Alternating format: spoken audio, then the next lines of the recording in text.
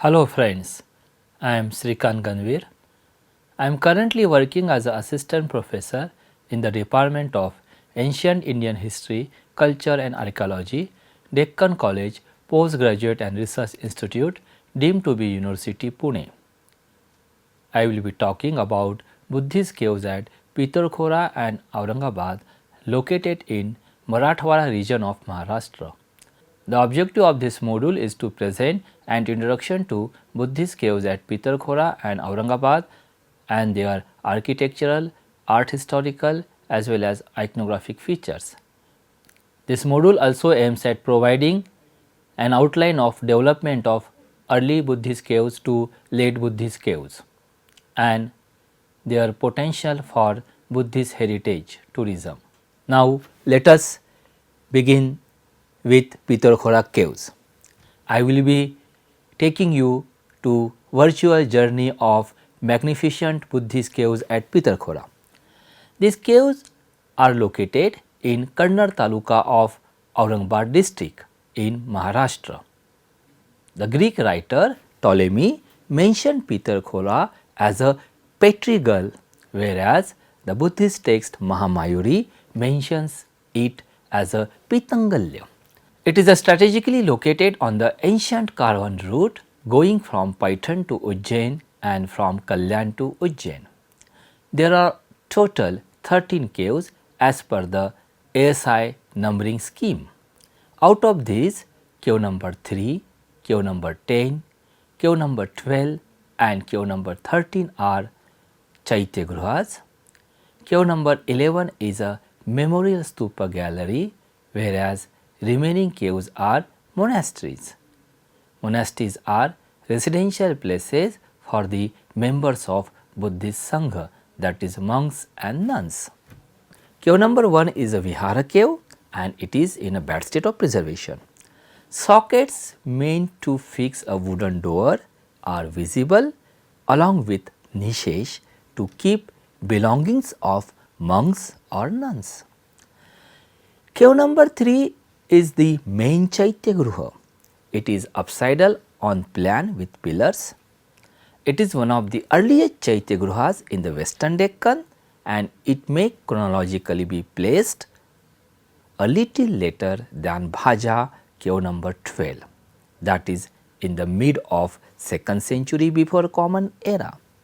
The stairway was discovered during the scientific clearance taken by Archaeological Survey of India under the supervision of M.N. Deshpande.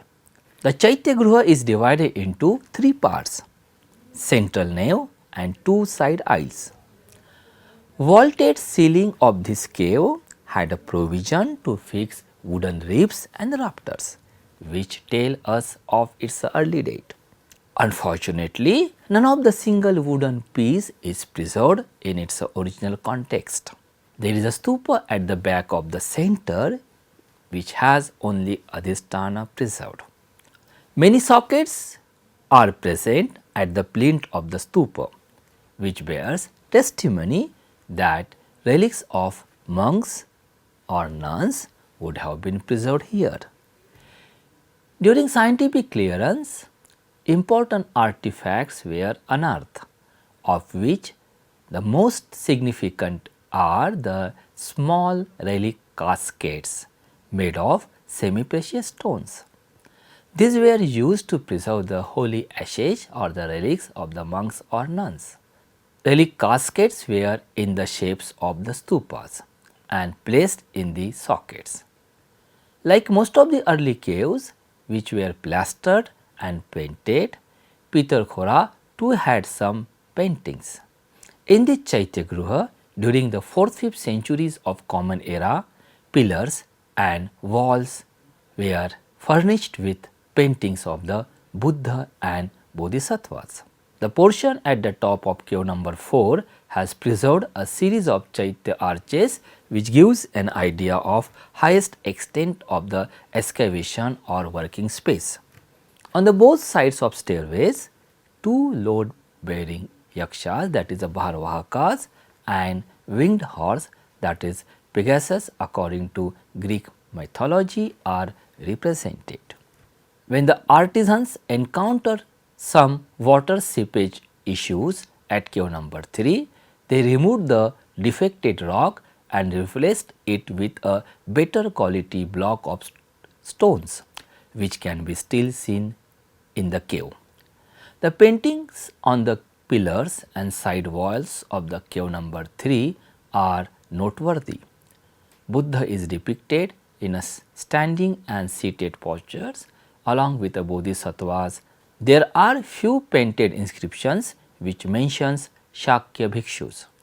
These paintings were mainly made during the time period ranging from the 4th century to 6th century of Common Era. Umbrella is painted in some of the paintings to show Triratna. The paintings of bodhisattvas are a little difficult to identify, but they may have been Padmapani, Vajrapani or Maitreya.